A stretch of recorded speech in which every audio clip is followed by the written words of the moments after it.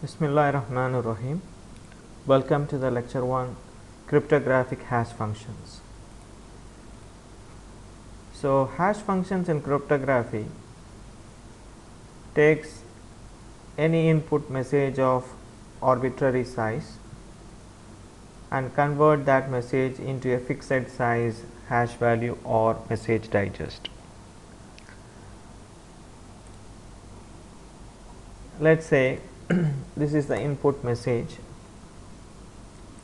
and there are many hash functions MD2, MD4,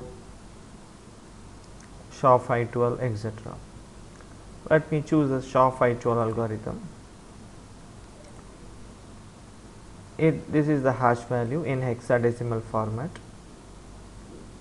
If this is converted into a binary bit value, then it would be of 512 bits.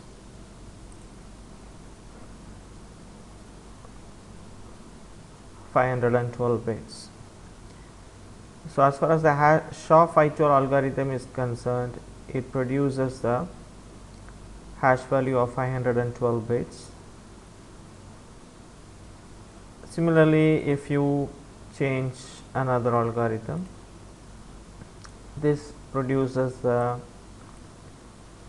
hash value of 256 bits. And each and every algorithm, for each and every unique message, it produces a unique hash value. So if I change the input message, then the hash value also changes.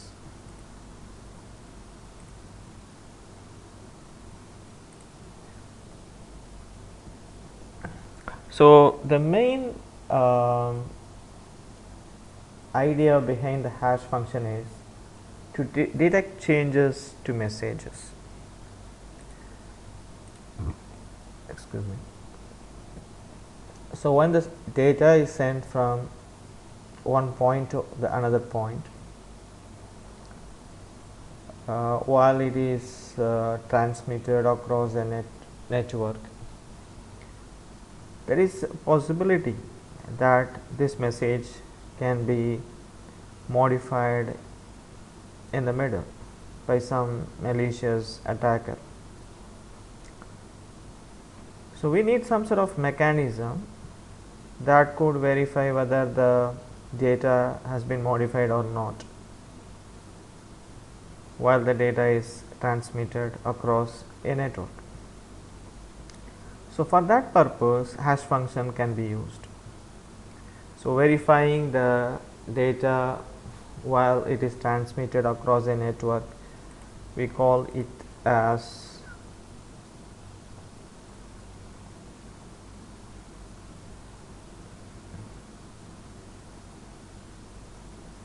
message authentication. And also verifying whether the data has come from the genuine source. Okay, so that is also source authentication, verifying the message whether it has been modified or not while it is in storage or while it is transmitted is message authentication. Verifying whether the message has come really from the genuine source, it is not from some fraudulent source, that is called source authentication. So for that purpose, we can effectively use the hash functions. So hash functions detect the changes that took place in a message. So these are some of the functions of hash these are some of the properties of hash function, which we would discuss in the later slides. Okay. So this diagram shows that hash function takes the message of variable length and convert that into a fixed size hash value. So what are the benefits of hash functions? It is useful to verify the integrity of the message. So when a message is sent from one point to another, the hash value can be calculated and the hash value can be sent, so that in the destination also again the hash value can be calculated to verify whether the data has been changed or not.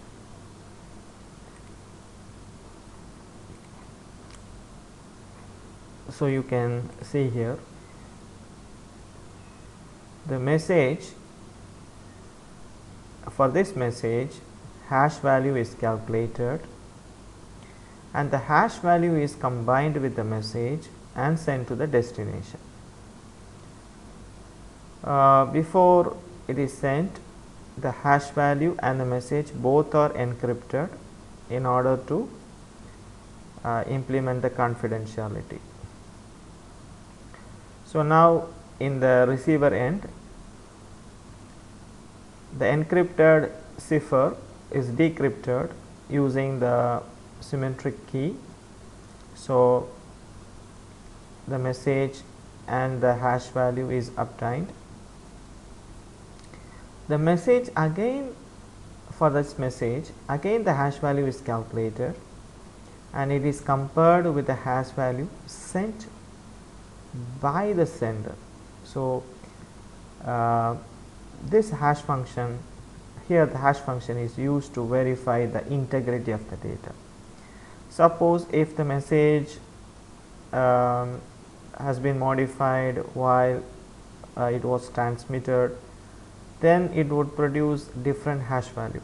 If it produces different hash value, then it implies that the message has been modified in the middle. So the receiver would reject the message. Message integrity check always encrypted, message optionally. So basically what it says that you can see here two scenarios. In the first one, the message for the message hash value is calculated. So both the message and the hash value combined and both are encrypted. So what happens, the receiver should have the same key, symmetric key. Okay, so here actually there is confidentiality and also message authentication. What is message authentication? Verifying whether the message modified or not, checking the integrity of the message. Okay, and another thing is source authentication. This message, unless or until the destination has the symmetric key, it cannot decrypt successfully, right? So it if it is able to successfully decrypt, it means that this the message as well as the hash value, encrypted values, has come from the genuine source, not from any fraudulent source.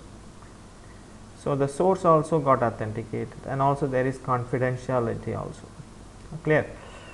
However, some systems are not powerful. They cannot support the encryption, powerful encryptions. In that scenarios, the message can be sent without encryption in order to improve the performance. And if the application demands, it doesn't bother if the message is sent without any encryption. The message is sent without encryption. However, here the hash value is encrypted and sent. So message authentication code.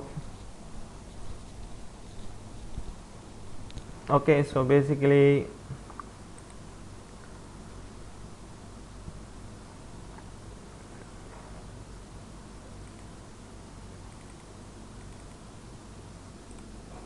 So, next message authentication code.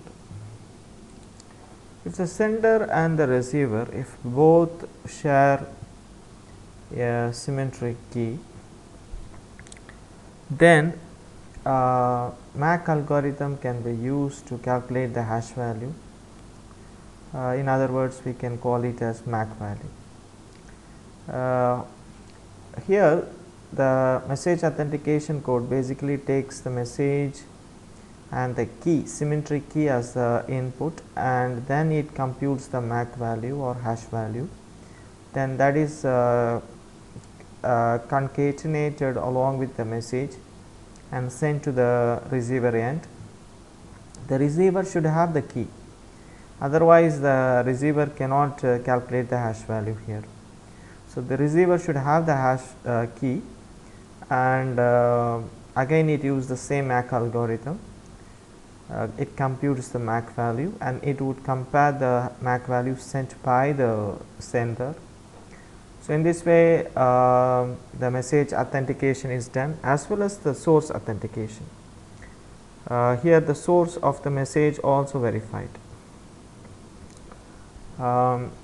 This is more secured because unless or until the receiver has the key, symmetric key, which is used by the sender to compute the MAC value, the receiver cannot compute the MAC value, exact MAC value. If someone in the middle intercepts the message, and if that malicious person tries to compute the MAC value, the person cannot succeed unless or until the person knows the exact symmetric key as well as the algorithm what is used to compute the MAC value. Okay. So, now you can see the comparison between a simple hash algorithm and the MAC. The simple hash algorithm does not take any key to compute the hash value, whereas the MAC algorithm takes a symmetric key to calculate the MAC value. MAC, if needed, it can be encrypted and sent to the destination. Digital signature or non-repudiation. So, another place where the hashing is used is to implement the property of non-repudiation using digital signature. So, let us see in a simple way what is digital signature. Message is hashed and that message is encrypted using the private key of the sender. So, if that hash value is encrypted using the private key of the sender, then digital signature is obtained. Now, the digital signature is combined with the message and sent to the destination. The destination, the digital signature is decrypted using the public key of the sender, and what is obtained is the hash value. Okay, this is the digital signature that is decrypted using the public key. Why it is decrypted using the public key of the sender? Because it was encrypted using the private key of the sender. The key has to match each other. Okay, the sender's private key is used for encryption and the sender's public key is used for decryption. And then the message, from the message, hash value is computed using some hash algorithm, the exact hash algorithm utilized by the sender. Then both the hash values are compared. So, message authentication is done, and also the non-repudiation also implemented. How? Because the sender cannot deny that he or she did not send the message. Why? Because the sender message is decrypted using the public key of the sender. It means the message has been encrypted using the private key of the sender. So, who possesses the private key of the sender? Only the sender. No other person can know the private key. So the person sender cannot deny that he or she did not send the message. So this is called non-repudiation.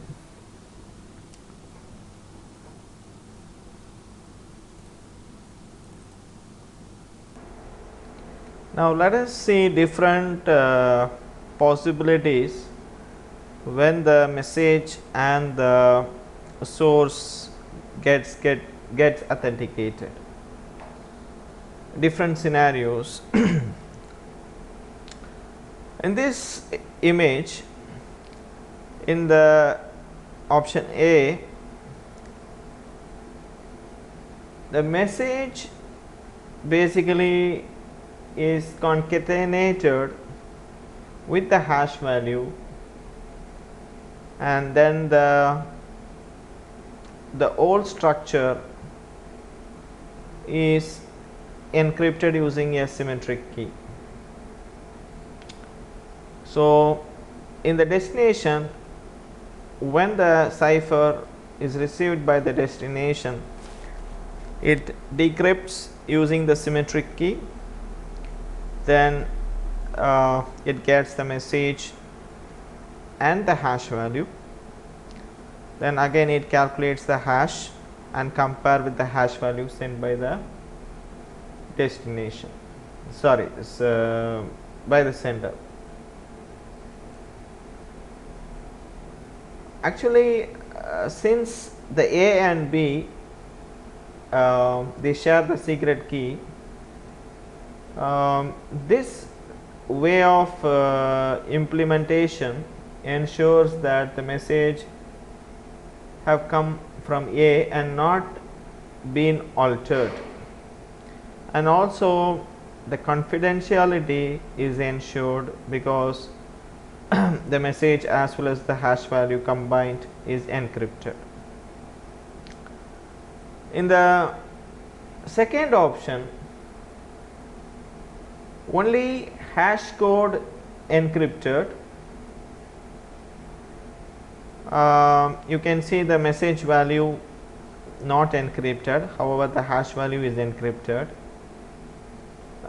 This reduces the processing burden for applications that doesn't require confidentiality. So here the hash value is encrypted, then the encrypted hash value is combined with the message and sent to the destination. So the message again hashed, and the hash value which was encrypted in the sender side is decrypted, and it brings out the hash value. So the hash value which is computed in the receiver end is compared with the hash value sent by the sender. So when you want to see the difference between the A and B, in the A there is confidentiality for the message as well as for the hash value, but here in the option B there is no confidentiality for the message. It is not part of the encrypted value. Why? Because some applications they might not have the capacity to process the encryption, heavy encryption. So in order to reduce the processing burden on some applications, so this way of implementation can be preferred. And here one more thing, since the sender and receiver share the symmetric key, the source also gets authenticated. It ensures that only A would have sent the message to the B and not any other source, because only A and B they share the key. And also of course message authentication. The integrity of the message is verified using this hash value. In the next slide, here in the option actually it is C, let's say this is C and this one is D. So in the option C, what happens, the sender and the receiver, they share a secret S. Okay, so this secret S is also used in the process of computing the hash value. You can see here C and D, a secret S is used, okay, to compute the hash value. So basically in the option C, you can see the message is combined, concatenated with the secret S, and it produces the hash value like MAC. Okay, it produces the hash value. I'm sorry, the message basically is combined, concatenated with the secret S, and that passes as an input into the hash function, and that produces the hash value, and that hash value once again is embedded with the message M and sent to the receiver end. So again the message M received by the receiver with the help of secret S. Okay, both the message and the secret S are combined, and it goes as an input into the hash function, and the hash value is derived. Then again the hash value which was computed in the sender side, okay, is compared with the hash value computed at the receiver end to check the integrity of the data. So here in the option C, you can see there is no encryption for message. Two parties A and B share the secret S. It's a symmetric value. Both they share S. The opponent, or let's say attacker, cannot do message alteration without the secret S. Okay, so in the option D, however, the encryption is used in order to implement the confidentiality. So the option D is same like option C. However, in the option C there is no confidentiality, but in the option D the confidentiality is implemented.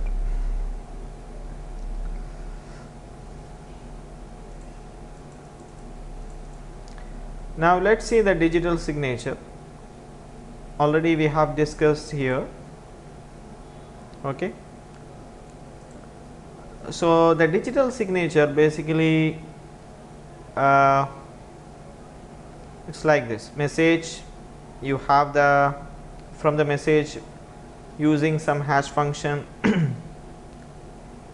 we get the hash value, here the hash value, and that hash value goes as an input into some encryption algorithm. That encryption algorithm uses the private key of the sender. Private key of the sender. It produces the encrypted hash value, and that is nothing but digital signature. Okay, so message is hashed, and then the hash value is encrypted using the sender's private key. That is nothing but digital signature. Now the digital signature is embedded or concatenated with the message and sent to the destination. So the destination would receive the message and the digital signature. The message is hashed. Okay, you get the hash value. Then the digital signature is nothing but encrypted hash value, is nothing but digital signature encrypted using the private key of the sender. So take the digital signature and decrypt using the public key of the sender. So when it is decrypted, okay, we get hash value. So both the hash value here calculated at the destination end and the hash value sent from which we derived from the digital signature sent from the source, both the hash values are compared in order to verify the integrity. So here basically the digital signature also helpful in implementing the non-repudiation property. So the sender cannot deny that he or she did not send the data. Why? Because the digital signature was encrypted using the private key of the sender, and only the sender knows the private key. Only the sender holds the private key. No other person knows this private key. So if the decryption is successful and if the hash values are matching, it proves that this public key matches with this private key. So then the B can confirm that this message has come from source A, and this message and the source A cannot repudiate in the later that it did not send the message. So the option B as far as this scenario is concerned is just implementing the confidentiality encryption. So here there is no encryption, so there is no confidentiality. If someone intercepts the data, they can see the message, okay, but here the encryption is used. A symmetric key is used between the at the both the ends A and B in order to implement the confidentiality. So these are the different scenarios what we have discussed in this slide, 3 slides, that shows how the message is authenticated, how source sender is authenticated, how non-repudiation property is implemented, and also how confidentiality is implemented. In some scenarios the confidentiality is not available. Why? Because in order to reduce the processing burden for some applications. Excuse me. Let us discuss already we have discussed some hash function uses here, message integrity check, MAC, digital signature non-repudiation. Now let's continue the same topic further. What are the other hash function uses? So basically hash functions are used to generate pseudo random numbers, random values, which we would discuss in the later topics. So these random values are very essential to generate session keys. Example, when we discuss the Kerberos protocol, we would see what is a session key. So in generating the session key, these hash values are very much important, useful, and nonsense. So basically these are random values, okay. To generate these random values, the hash function is very much useful. And in some operating system, the passwords are not stored as a plain text, but they are stored as a hash value in order to hide the plain text of the passwords. Example, Unix operating system, Linux, etc., Windows, etc. And also for intrusion detection and virus detection. So basically in any system, files for each and every files, let's say okay, hash values are calculated, and after a while again the hash values are calculated and compared with the old hash value to check whether any change has taken place with any files or not. In order to find any virus intrusion has taken place or not. So some applications like Tripwire uses the hash functionality to for these to detect the malicious intrusion.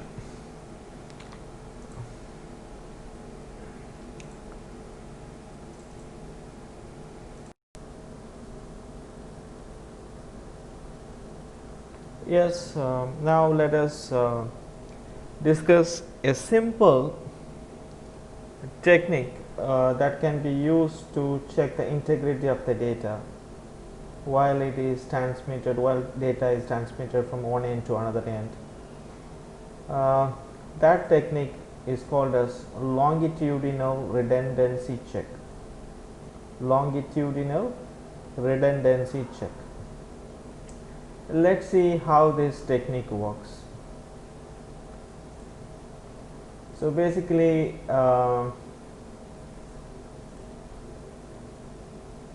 this is the data. Okay, data represented in the binary format. It is split into 4 blocks. Each block consists of 8 bits. So 4 blocks of data, each 8 bits. So this data has to be sent from the source to the destination. Okay, so this binary data has to be sent from one end to another end. While the data is transmitted, there should be some sort of mechanism that detects whether any bit whether any bit has been flipped or not, any error has taken place or not. So using the technique called LRC, longitudinal redundancy check. So how this technique works, let's see. So this data, basically these blocks of data is represented in the matrix format. So the first block of data is distributed in the first row. The second block of data is distributed in the second row. Third block of data here, and the fourth block of data here. Now let's say for each block of data we have to compute the basically even parity. So even parity means like how many ones are there, the number of ones in the column, are they even or odd? Let's see here, the number of ones are 4, so they are even, already even. So since already the number of ones in the column is even, so we put 0 here. So if even number of ones already in the column, then we have to put 0. Now let's come to the second column from the right. The number of ones in this column is odd, right? How many ones are here? Only 1. So if the number of ones in the column is odd, then we have to add 1 in at the last position of the column to make it to make the number of ones even actually. So here the number of ones in this column is already even. So what we do, if number of ones is even, what we have to put? 0. Now check how many ones are here.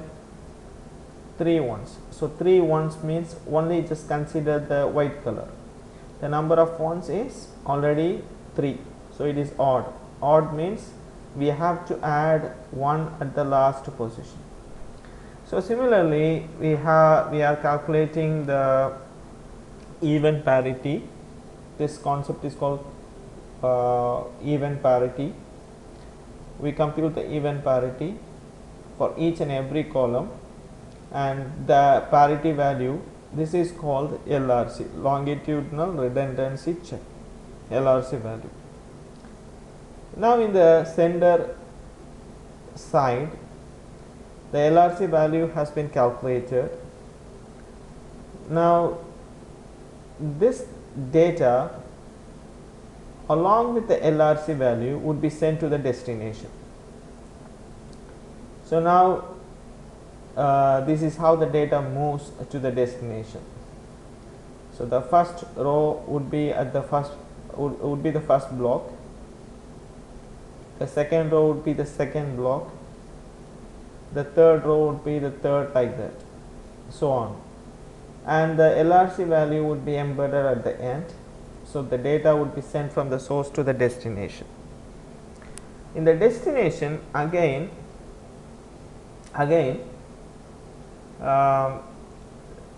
for the data, again the LRC would be calculated. The LRC would be calculated and verified whether the LRC computed in the receiver end and the sender end both are same. If they are same, that means the bits are okay, no error has taken place, the bits did not flip. Okay, so this is a simple way of checking the integrity of the data while the data is transmitted across a network. However, this LRC has issues. What kind of issues? For example, let's say this data here, this bit flips from 1 to 0, and this bit flips from 0 to 1. Okay, so in the same column, let's say, okay, in two different positions, the a pair of bits flips from 0 to 1 or 1 to 0. Let's say here this value changes from 1 to 0, and this value changes from 0 to 1. Then the LRC value, in the LRC value there won't be any change. You got the point. However, the data has been modified here. Okay, the 1 is changed to 0. If the 1 changes to 0, the entire meaning would be changing. You get the point. So here 0 changes to 1, the entire meaning would, the data meaning would be changing. However, the LRC value did not change. Okay, so at the receiver end, based on the LRC, the receiver would come to a conclusion that the bits did not flip. Okay, so basically this is the drawback of the LRC technique, which is mentioned here.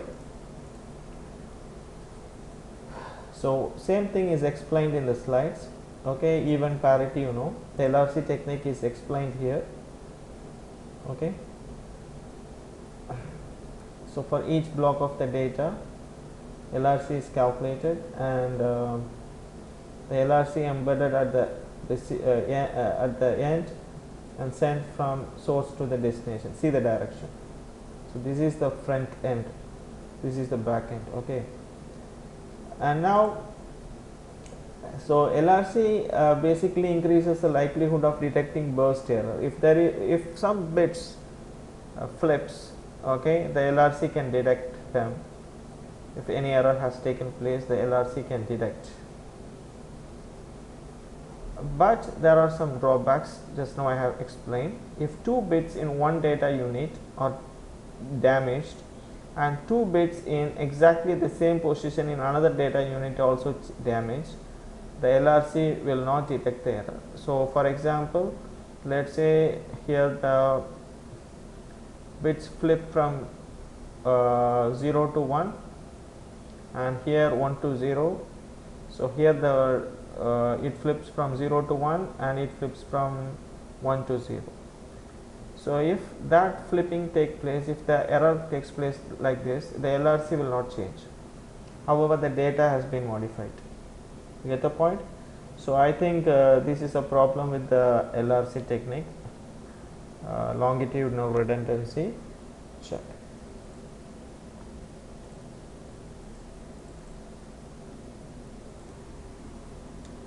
Okay, now let us discuss some of the requirements of hash function. The first one is the hash function should accept input of variable size. So the hash hash function should accept data of any arbitrary length. However, when it is doing the computation, it would convert the arbitrary length of data into fixed block of data. That is the internal structure of the hash function, which we would discuss in eventually in the later slides. Then the output size is fixed. So whatever the length, okay, let it be, the output length of the hash function should be of fixed size. For example, SHA-512 algorithm, the output length is 512 bits. Efficiency means the hash function, it's now easy for us to implement the hash functions, hashing algorithms using the APIs available from any programming languages, and also from the basic level using the hashing algorithm. It is easy to implement the hashing algorithm using existing applications and also in the existing hardware infrastructure. So that is called efficiency. So pre-image resistant means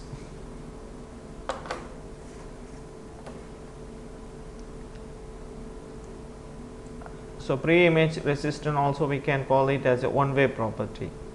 For any given hash value h, it is computationally infeasible to find y such that h of y is equal to h.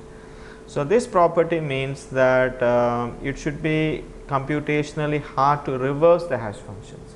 So what this property says is that we get a hash value, okay, from some hash function. So it should not be possible to find the plain text message from the hash value. It should not be possible to reverse the hash value into a message. Okay, so that is called one-way property. So in other words, if a hash function h produces a hash value z, then it should be difficult process to find any input value x that hashes to z. Okay. The second one is called second pre-image resistant or weak collision resistant. Let us say there is a message x, and for the message x, let us say we have a hash value, okay, h of x. Then it should be infeasible to find another y which is not equal to x that gives the same hash value as h of x, whose hash value is same like x. So this is very, very important. For example, just a minute.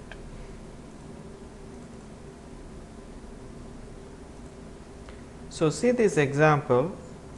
We were discussing this property, second pre-image resistant.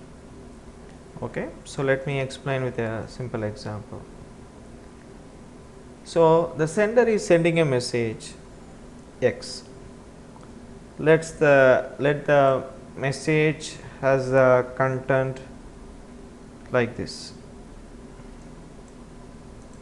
I like you.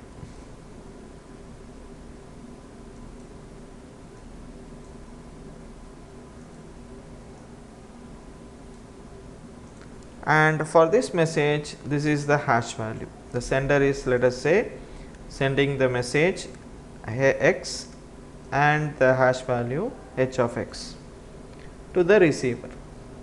So when the receiver receives the message, the receiver would calculate the hash value for this message and compare with this hash value and verify whether this message is modified in the transit or not.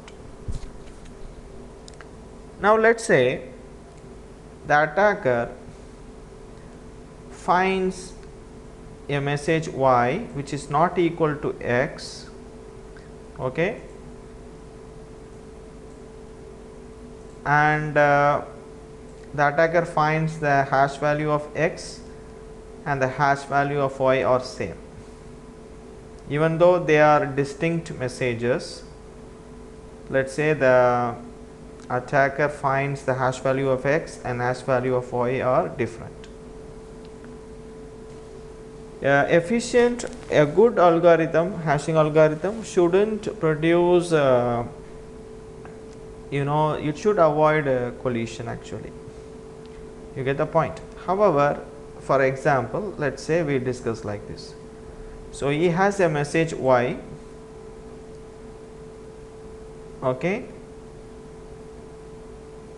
I hate you, and for this message this is the hash value h of y, and he finds the h of x and the h of y are same. So let's say now he remove this message, the attacker intercepts the message, he removes this message and he embeds his or her message and he send the message back to the receiver end. Let's say replay attack, okay.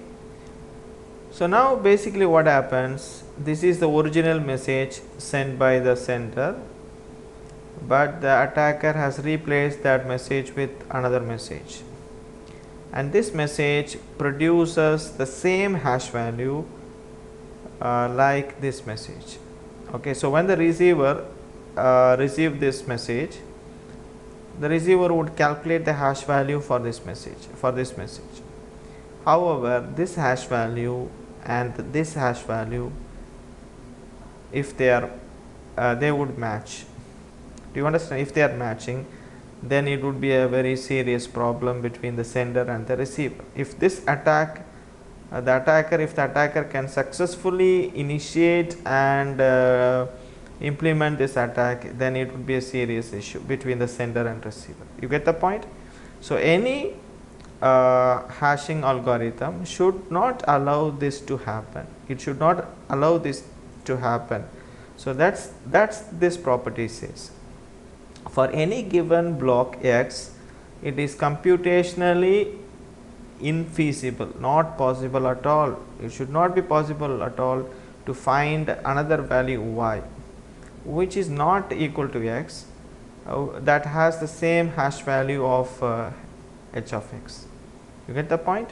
So if any hash function fails to satisfy this property, then this kind of attacks can happen.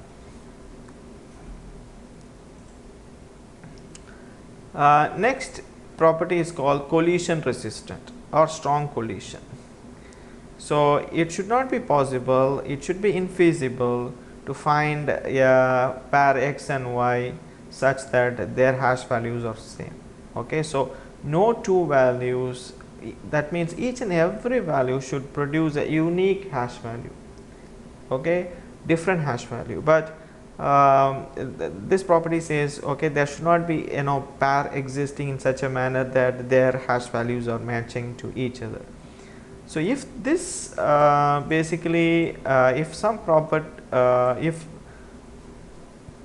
hashing algorithm, if they fail to satisfy this property, this requirement, then it would end up in some kind of attack called as birthday attack, which we would discuss now in the later slides.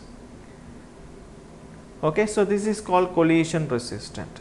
And pseudo randomness means actually the values produced by the hash functions has to be random in nature because they are used for producing session keys and etc. So these are some of the requirements of the hash functions. So let us discuss the attacks on hash functions now. Now let us discuss the possible attacks on hash functions. The attacks on hash functions can be classified into brute force attacks and cryptanalysis. So brute force attack basically trying every possibility until the attacker or the adversary succeeds. Depends on the size of the hash value. Whereas the cryptanalysis basically depends on the vulnerabilities that exist in the internal structure of the algorithm. So basically cryptanalysis makes use of the weakness in the internal structure in order to manipulate and break the hash functionality. So basically let us focus on the brute force attack. So the pre-image or second pre-image attack basically like brute force attack is like this. Finding a y such that h of y equals a given hash value. Let's say there is a hash value. For that hash value we are trying to find some message that would produce the same hash value as this one, current one. Okay, so the adversary would try to find the message that would produce the same hash value. So this is what we have basically discussed here. Let's say the sender is sending this message x, and for this x this is the hash value, and basically the adversary, attacker or the opponent, what the attacker does is he tries different messages like y, z, k, like that. He would try different messages until the attacker finds some message that produces the same hash value as that of this one, same hash value like the h of x. So when the attacker, for example, let's say the attacker trying different possibilities until the attacker succeeds, and he finds that, let's say, the h of y matches h of x, h of y equals h of x, even though their messages are different. Then the attacker can use this message instead of the x and can send a replay attack, can send this message to the receiver end. So for this brute force kind of attack, a pre-image or second pre-image attack, the amount of effort needed is 2 to the power m. M is the size of the hash value. Okay, so number of bits.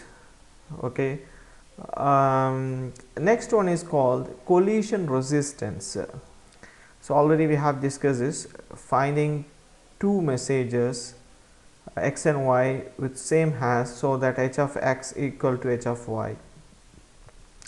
So for the collision resistant, the amount of effort needed basically is not 2 to the power m. So this is what I am trying to say. So let's say the pre-image resistant attack, the amount of needed is 2 to the power m.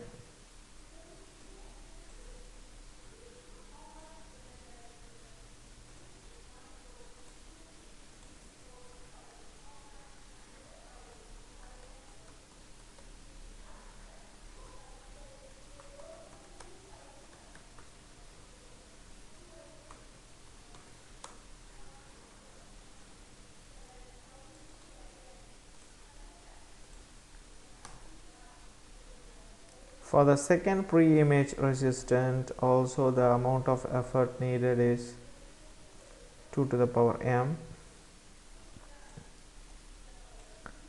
whereas for the collision resistant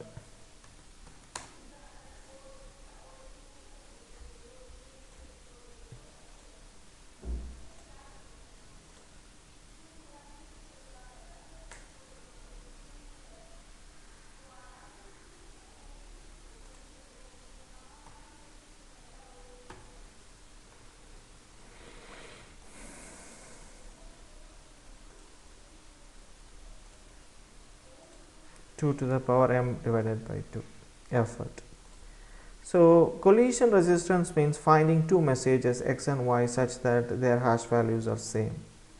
So here basically the amount of effort needed for this kind of attack, basically less amount of effort is needed. That's what I'm trying to say. 2 to the power m divided by 2, because this is based on the belief that's called birthday paradox. Okay, this is based on this belief, birthday paradox. So what it means is a user is signing a valid message x.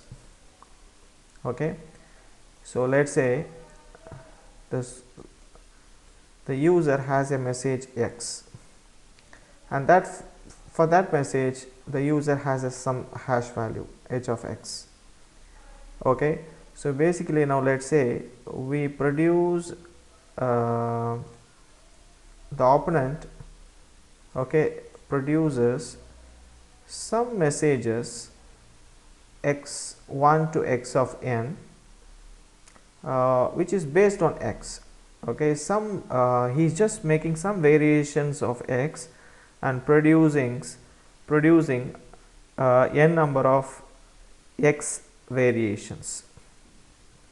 Okay, so x1, x2, x3, x4, xn, these messages are based on x. And similarly the opponent or adversary produces select a message y, and the adversary produces n variations of y also, y1, y2, y3, like that. And for each message, let's say for x and this y, calculates the hash value and compare their hash value and finds whether both are matching or not. So let's say hash value of x, hash value of y, they are not same. Now the adversary is comparing the hash value of x with hash value of y1, y dash of y1, y dash y1, then y dash y2 compares, and let's say here x dash I matches with y dash j. Okay, so let's say they are matching. So this way the attacker is able to find the pairs of messages whose hash values matches each other. So basically the notion that finding the similar hash values, let's say, is 50%. So two sets of messages are compared to find pair with same hash value. The probability is 50% based on the birthday paradox. Okay, so it's like in some birthday party you ask whether two people, if you check whether they have the same birthday, the probability of them having the same birthday can be go to 50% if the number of people increases.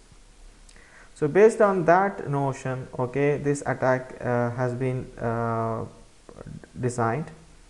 So in this kind of attack, the let's say there is a message X, the sender wants to send to the destination.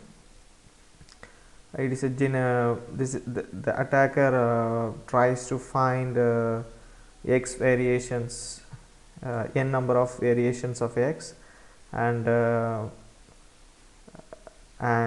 select a message Y that would from that produces the n variations of Y, and for each pair calculates the hash value and they are compared to find the matching pairs.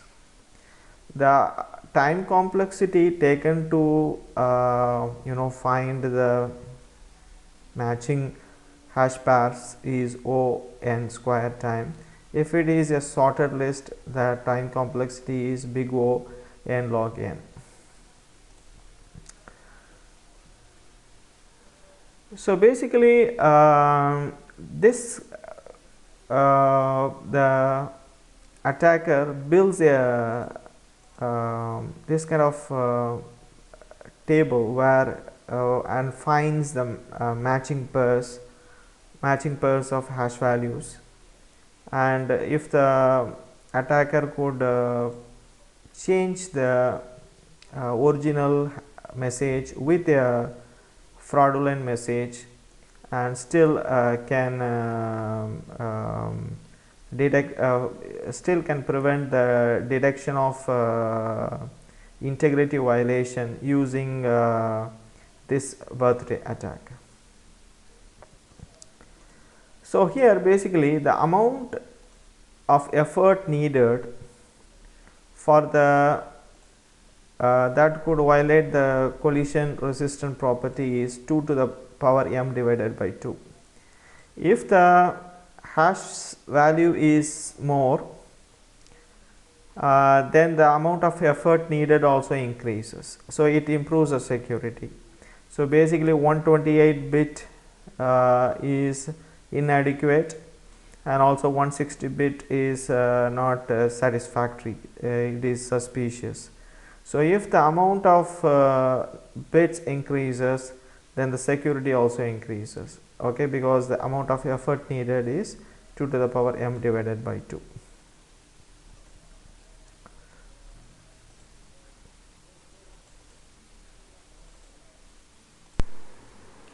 Now we shall discuss about the SHA-512 architecture. So in the SHA-512 algorithm, the input message can be of any length. It should be less than 2 to the power 128. We can say it here, 2 to the power 128. So now, as far as the message is concerned, it can be of any length. However, the message has to be converted into the multiples of 1024 bits. So you can see here the message would be split into n number of blocks, and each block size has to be 1024 bits. So basically the original message, let's say this is the original message, okay, the original message has to be converted into multiples of 1024. How it would be done?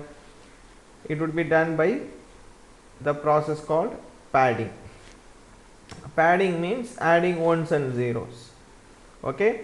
So basically there are two things has to be done. This is the original message. So this original message, let's say it is represented in the binary format, okay. If the message is not in the multiples of 1024, padding would be done. So in the padding, initially the first digit would be 1, and remaining bits, the first bit would be 1 and the remaining bits would be 0. So you can ask a question, how many bits has to be added, okay. So there is a calculation for that. So using that expression we can find how many bits has to be, exactly how many bits has to be added using that calculation. Then finally at the end, okay, 128 bit has to be added. This is the padding. The padding will start with bit 1 and remaining bits would be 0. How many bits would be padded, that would be decided based on some calculation which I would discuss now. Okay, after the padding at the end 128 bits, okay, has to be added. That 128 bits would represent the size of the original message. So what is the length of the original message, that would be represented using this 128 bits which is added at the end. So basically the message, okay, represented in the binary format. Then the padding is done. In the padding process, the first bit is 1 and remaining bits would be 0, and at the end 128 bits added, that would represent the length of this message. So all together it would be multiples of 1024. The total length after padding and after adding the 128 bits, okay, so that now the total length would be multiples of 1024. So then the entire message as well as the padded bits, okay, would be split into, okay, multiples of 1024 blocks, bits block. So let's say M1, M2 and Mn, each block size is 1024 bytes. Now this block would go as an input to a function f. Okay, now you might get a doubt, okay, what exactly this function f is doing. That I would explain now little later in the next coming slide. Okay, so this message, okay, let's say 1024 bits goes as an input into the function f. Okay, then the output would be 512 bits value. The output from the function f would be some value, okay, of size 512 bits, 512 bits. Okay, now here h0 is a initialization vector value, some initial value. Okay, that value would be also given as an input into the function f. So this value is 512 bits, 512 bits value. Okay, and it goes as an input into the function f. Also the function f takes another input, that is the a block of message, okay, which is of size 1024 bits. So it takes the two input and produce a output, okay, of 512 bits.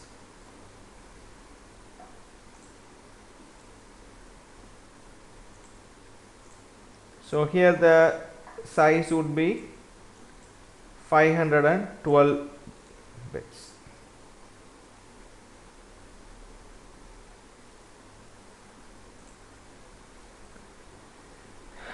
Okay, so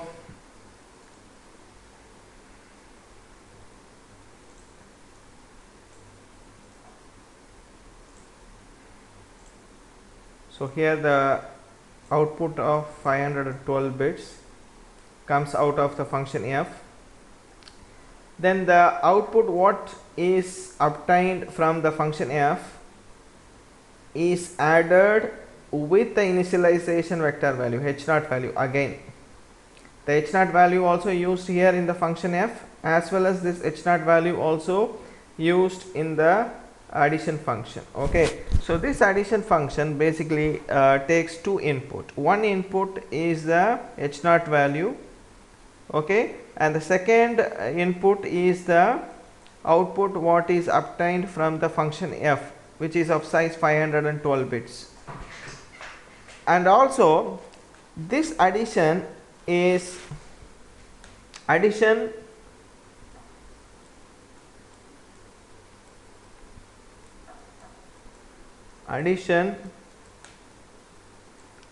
modulo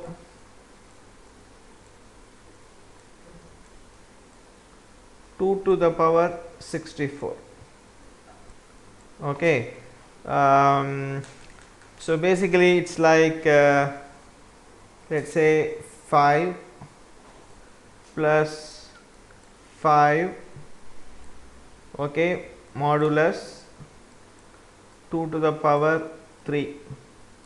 So 5 plus 5 10, 10 modulus 2 to the power 2 to the power 3 8.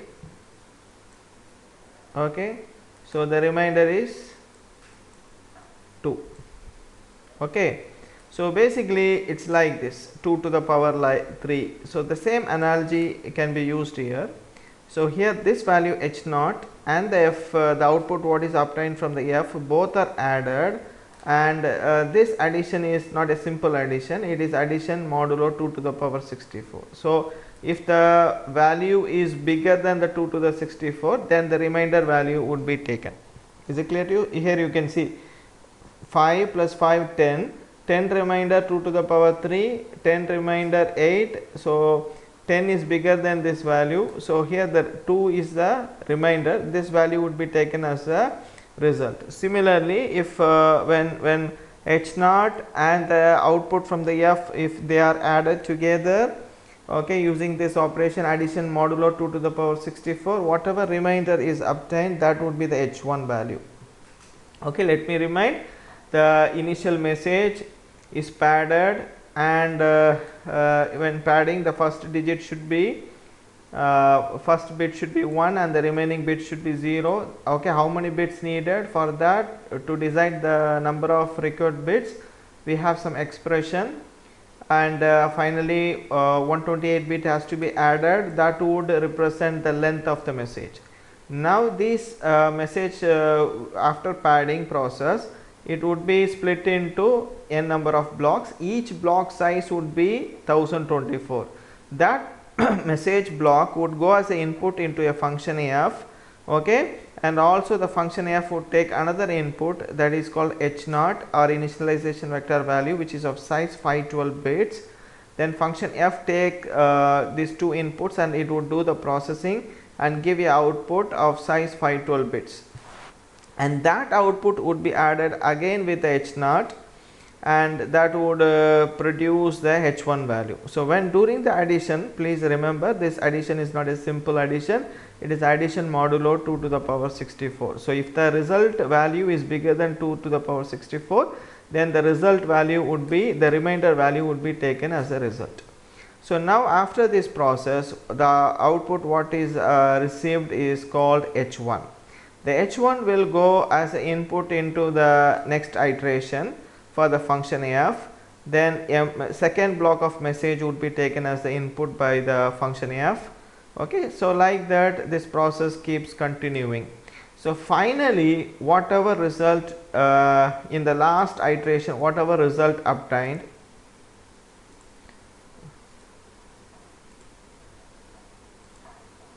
so finally we get this the last iteration, we get the result, this size is 512 bits, and this is the hash value or message digest. Okay, now you might be getting some doubts in your mind, what is this function f exactly is doing? Okay, and also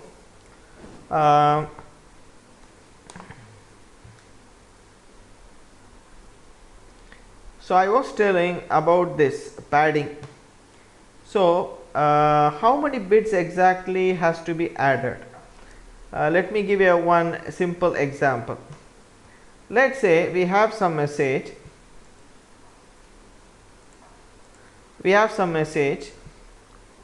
The message length is 2348 bits. 2348 bits. Okay, so this is the formula to decide how much bits has to be padded. So message length congruent operator 896 mod 1024, this is the expression. So here let's say we have some message whose length is 2348 bits. So this is called congruent operator. So when resolving this congruent operator, we can bring the mod 1024 here.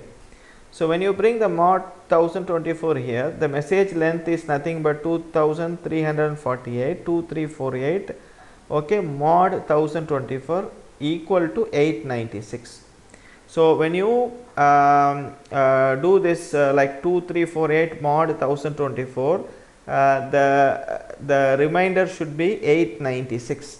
Okay, it should be 896. But when you do 2348 mod 1024, you will not get 896. Okay, so for that, to get the remainder 896, you have to do some padding of bits. Okay, so exactly how many bits you have to pad is this. You have to pad 596 bits you have to pad. Okay, so you can see 2348 plus 596 mod 1024. If you do this calculation, you would get 896.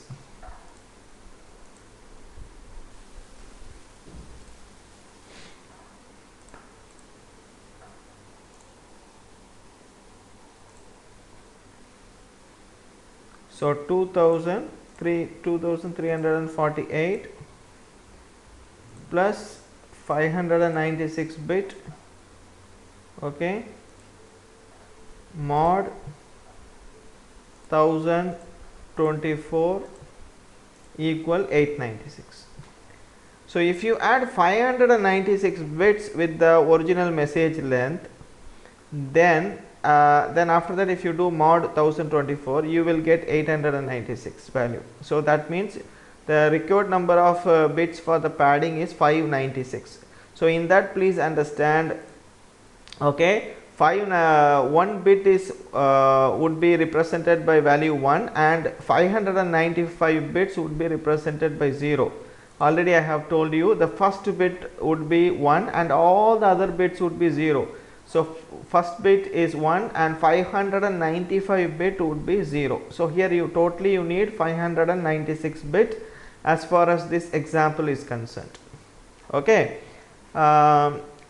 so this is how you do the padding. Okay, this is how you find how many bits has to be added. Then finally we need 596 bit padding, then we add 128 bit at the end.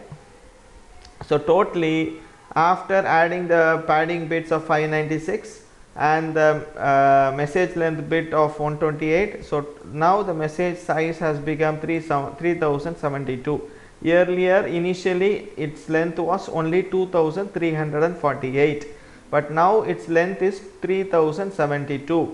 Now you can see 3072 divided by 1024 3 times. So now it has become the multiples of 1024. So totally this message 2348 message length message is padded with 596 bits, and at the end the 128 bits length is 128 bit is added to to represent the length of the original message.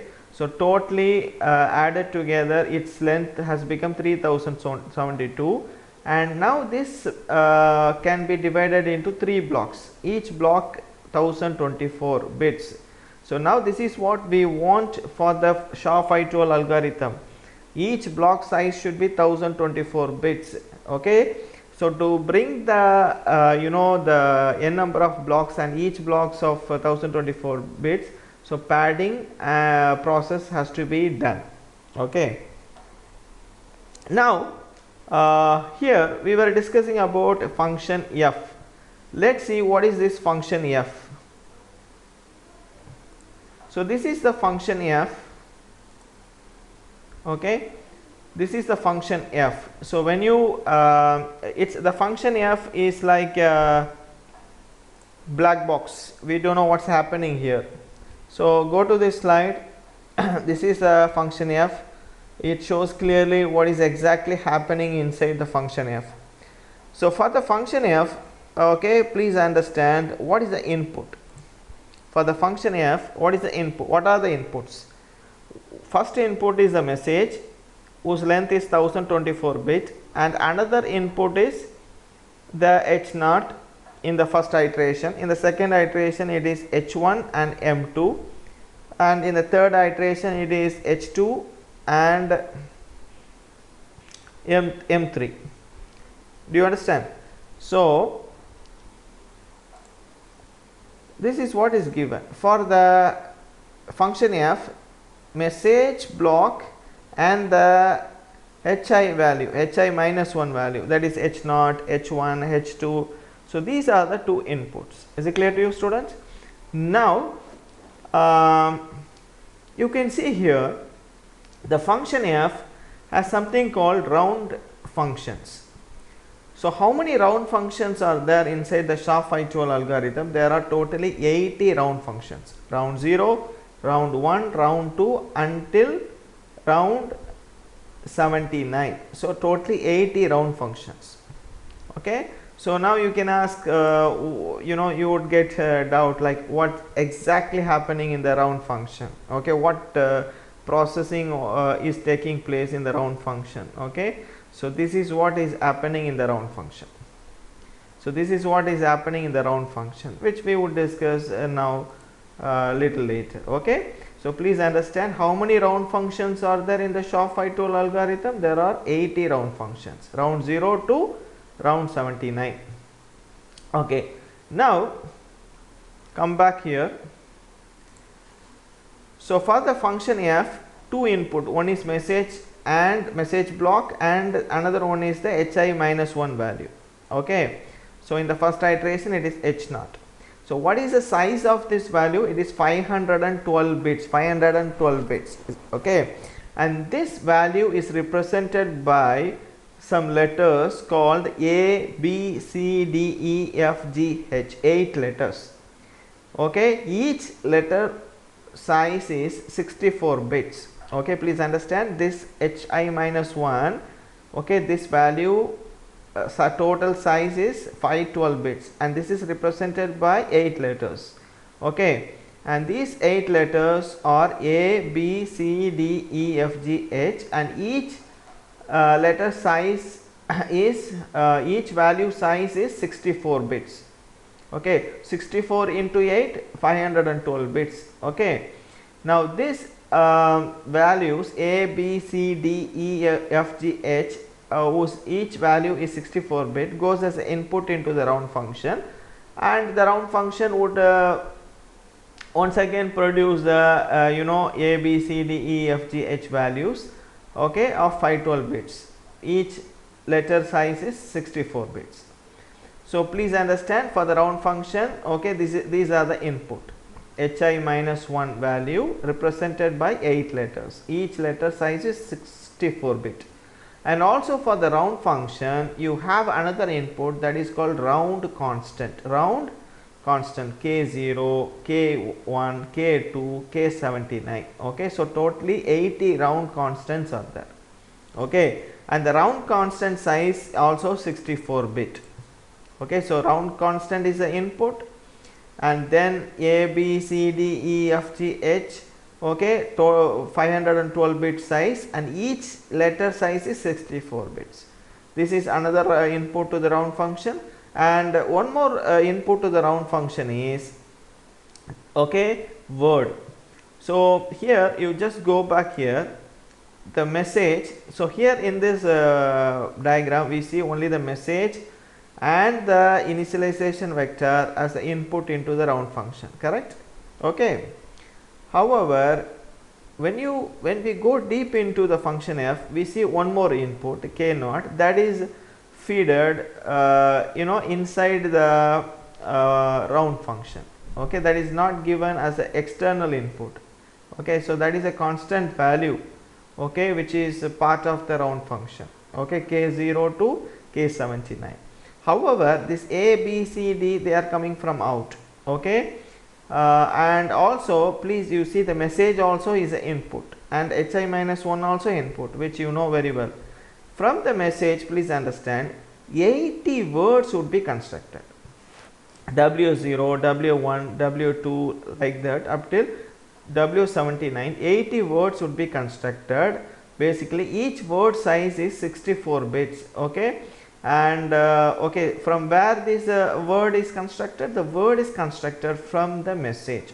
Okay, so go back here. What is the message size? 1024 bit. Okay, from this 1024 bit message, okay, please understand 80 words would be constructed, W0 to W1 up till the W79, and each word will be fed as a input into the round function. So round 0 would get the word 0, round 1 would be getting the word 1, and round 79 would be getting the word 79. So what is the size of the word? 64 bit. And also the round function would get another input that is called round constant, also 64 bit. It is part of the round function which is not externally fed, it is a constant value. Another thing is, okay, this comes from outside, this is called hi minus 1. Here it's initialization vector, it goes as the input. Clear to you? So now whatever output this round function round 0 is producing, that would go as an input into the second level of round function. So from round 0, the output produced by the round 0 goes as the input to the round 1.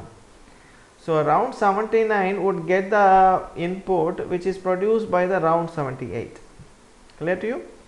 Now finally the round 79 is producing the output A, B, C, D, E, F, G, H values.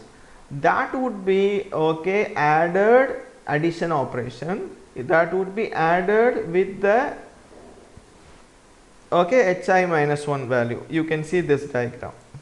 See, the output from the function f is added, okay, with the hi minus 1 value here. You can see this, right? So this is what is happening here. This is addition modulo 2 to the power 64. So exactly this is what is happening in the round function, students. So round function basically from the message using logic, that logic name is called message schedule. Okay, 80 words are produced, and these words are given as the input into the round function. Also the round function gets the round constant, and also it gets the input hi minus 1 value. Okay, there are totally 80 rounds. So this is what is given here. So Shaw-Feichhol algorithm, number of steps. So actually this indicates round functions. Number of round function is 80 round functions, and the word size is 64. So this is the word size. So what is the word size? Is 64. Now you might be getting exactly what is happening in the round. So we say round function, a is going input, word is going as an input, and k naught is going input, and exactly what the round function is doing. Okay, so that is explained here. So this is the round function. So this round function is getting a, b, c, d, e, f, g, h. Okay, and also it is getting the word input, word 1 for the round 0, word 1 for the round 1, word 0 for the round 0, and the round constant k naught for the round 0, k1 for the round 1. Okay, these are the input. So basing this input, based on this input this computation is happening. So this is called majority function. This is selection function, and this is a sigma operation. Okay, now in the textbook you can exactly see the formula. What is this formula? But I have given, but no need to memorize this. Actually this one, CH E F G. Okay, so CH E F G is nothing but E and F XOR not E and G. Okay, so this is what it means. CH means, okay, E and F XOR not E and G. And similarly sigma operation here, okay. So sigma operation is here. Rotation, you just shift the rotate right operation, you have to perform the rotate right operations, okay. 14 bits you have to shift the bits, okay. Circular rotation, this is called circular rotations. So whatever bits which are overflowing in the right, that would occupy the high end bits in the left side, okay. So rotate right 14 bits, rotate right 18, rotate right 41. So you have to do the XOR operation. So this is what the sigma operation explains, okay.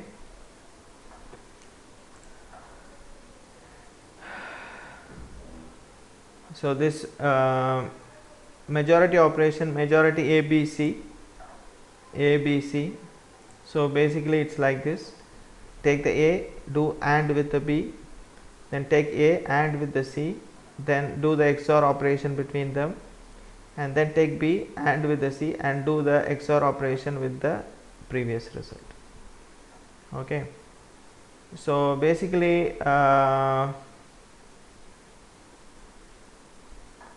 so this is what I want to explain. This is how the round function is happening. Okay, so this one explains exactly how words are formed. So basically the words are formed using this formula. First 16 words are obtained from the 1024 bits. So what is the message size? 1024. So each word 64.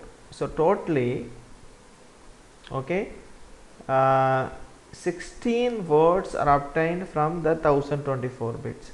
Just you split the 1024 bits into 16 words, W0 to W15, each word 64 bit.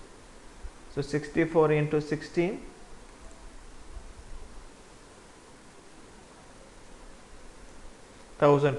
bit. So we are getting, you are seeing how the words are derived from the message, but only 16 words are derived, right? So what about the remaining? We need totally 80 words. So we need 64 more words. So this is the formula for that. Word 0. So if you want the word 16, then take the word 0, word 1, word 9 and word 14. All these words are already derived. Word 0 to word 15 already we have got. Clear to you? So now take these words, okay. Word 16 if you want to create, then take the word 0, word 1, word 9 and word 14, do the sigma naught operation and sigma 1 operation. So what is this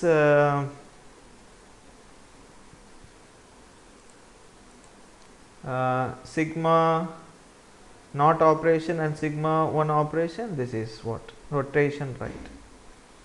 So basically here I want to give one clarification.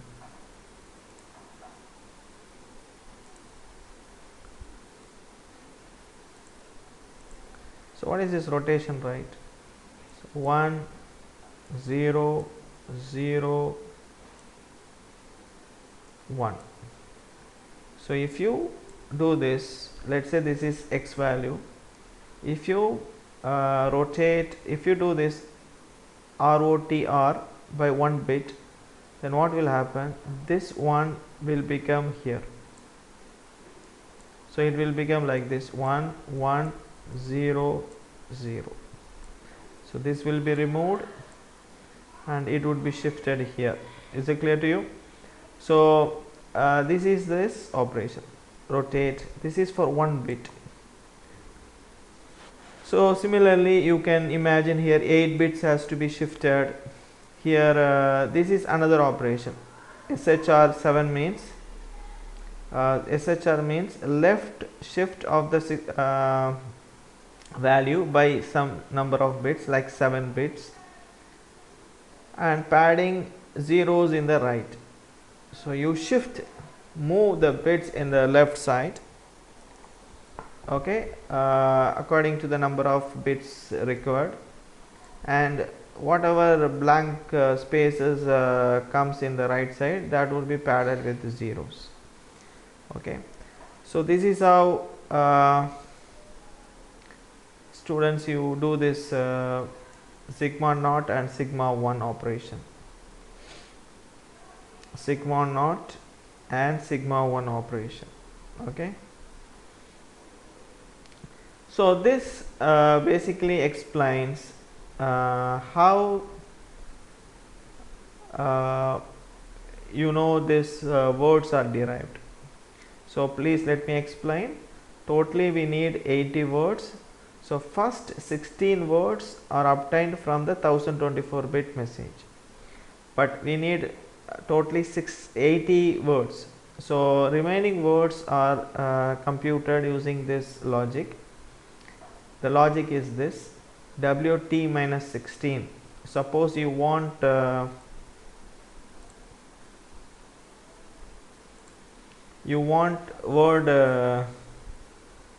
word 16. Okay, so word T minus 16 minus 16, that is the formula. So 16 minus 16 is how much? Word 0. Correct? Is it matching? Is it matching? So this is a general formula. Okay, so if you want any word, example, if you want the word 16, then you have to substitute here. Word T means which word you want. We want 16th word. So W 16 minus 16, W 0. So take the word 0 as the input. Word 0 already we know. Word 0 already we know. Then second one, WT minus 15. So what is WT? T means how much? 16, right? We want 16, no? So T is 16. 16 minus 15, how much? 1. Can you see 1? So 16 minus 15 is 1. Already we have the word 1. So take the word 1 and goes push that as the input into the sigma operation. Okay, then WT minus 7. So 16 minus 7 is 9. So word 9 already we know, here it is there. Word 9 also we know. Okay, that will go as the input. That will go that will be used to construct the word 16. Then 16 minus 2 is word 14. Word 14 also we know. So this is the general formula actually.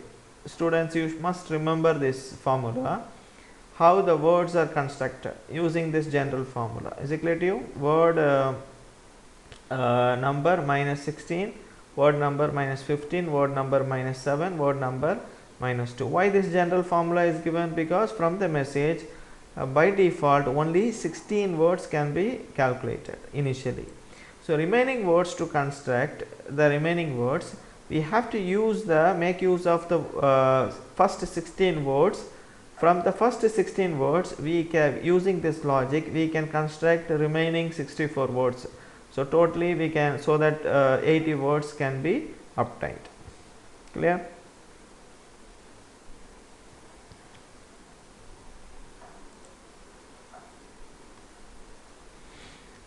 So let me repeat once again, students, this is very important, that's why I am giving more focus on this.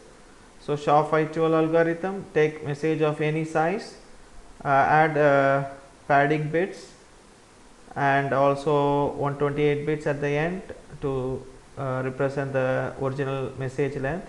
Then that message would be split into n number of blocks.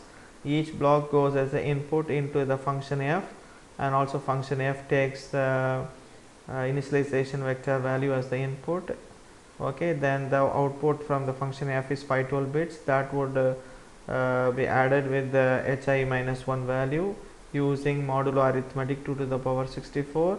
Okay, then the output whatever is received, that would go as an input into the second iteration. Okay, so finally whatever value you are getting, that is the hash value. So function f, how to choose how many padding bits, using this formula: message length congruent operator 896 mod 1024. So when you simplify this expression, what will happen? Message length example, in our case 2348, you bring the mod 1024 this side, left side. So 2348 mod 1024 equal to 896. Okay, so 2348, when you do the mod operation, it will not give you 896. So what you have to do, you have to add some bits. Okay, how many bits? 596. When you add 596 bits, what happen? You will get when you add 596, and if you do mod with 1024, you would get 896. Okay, so you need totally 596 bits as the padding bits. Then finally, if you have to add 128, and so total message bits would become 3072. This is multiples of 1024. And this is the function f. So here the message is split into 80 words, each word size is 64 bit, and also the round function would get the input values a, b, c, d, e, f, g, h, each 64 bit, and also it would get a input k constant or round constant 64 bit size. Clear to you? And the round function, basically this is what happening in the round function, and then this is how the word is computed.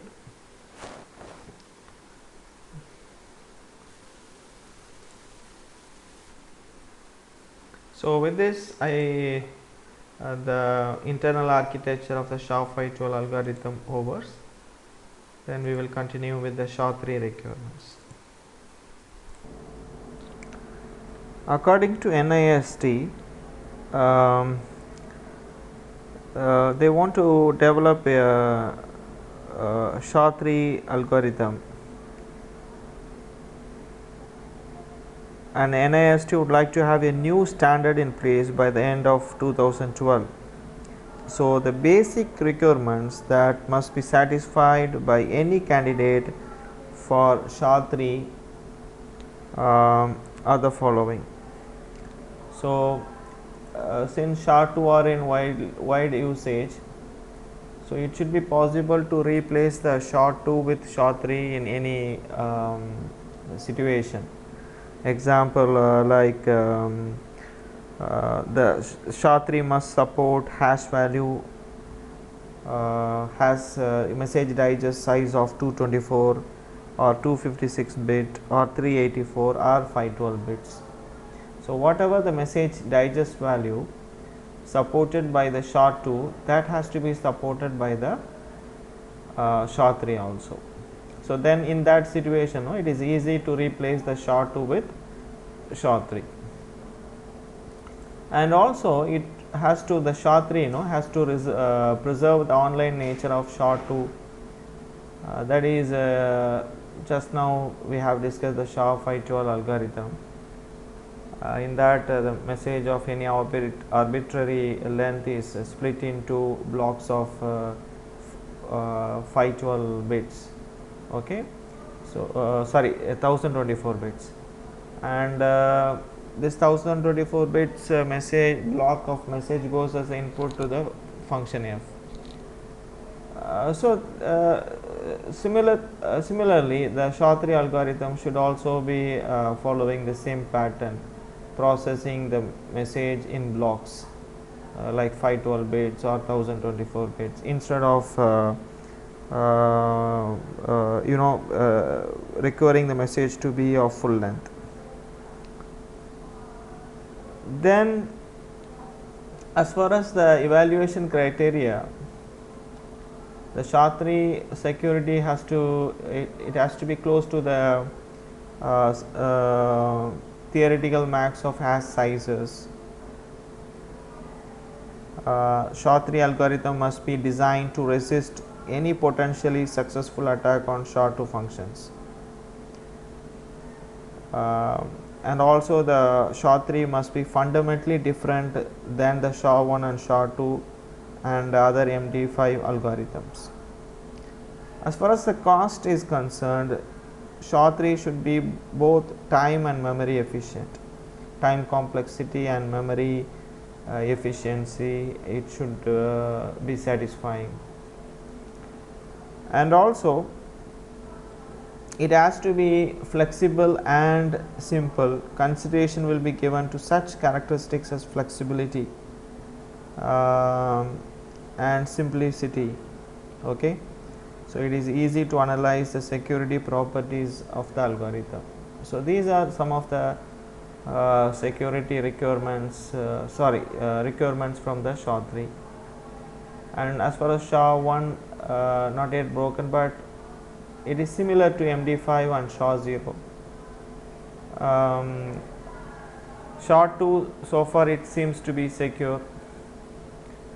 However, it shares the same structure and mathematical operation as predecessors, so there is a concern. So the NIST is promoting the SHA-3 as the next generation hash function algorithms. So with this I conclude the lecture on hashing. Thank you very much.